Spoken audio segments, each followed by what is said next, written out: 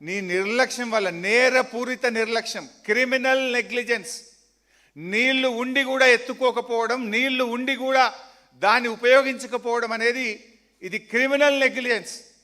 మిమ్మల్ని ఉరిదీసినా తప్పు లేదు.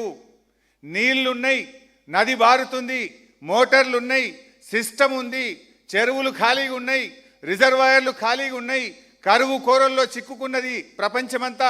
ఇవాళ ఎలినినోతో బాధపడుతుంటే నువ్వు నీళ్లుండి ఎత్తలేదంటే మీరు ఏ రకమైన నిర్లక్ష్యాన్ని పాల్పడుతున్నారో ముందు దీనికి సమాధానం చెప్పండి.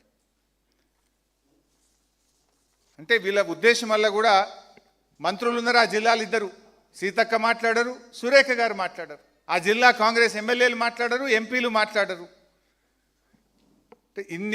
ఈ రకంగా దీని మీద ఎవరు మాట్లాడుతారు? రండి చర్చకు సిద్ధం. నీళ్లుండి కూడా మోటార్లు నలపకుండా ఈరోజు వరంగల్ జిల్లాకు అన్యాయం చేస్తున్న దీని మీద ఎవరైనా చర్చకు వస్తారా? ఉత్తమ్ గారు, రేవంత్ గారు చర్చ పెట్టు, అసెంబ్లీ పెట్టవా, మాట్లాడదాం. Now coming to the Kaleshwaram. నిన్న రేవంత్ రెడ్డి గారు మాట్లాడుతుంటే నేను 6 పేజీలు మొత్తం అక్షరం అక్షరం రాసుకున్నా, ప్రతి అక్షరానికి సమాధానం చెప్తా.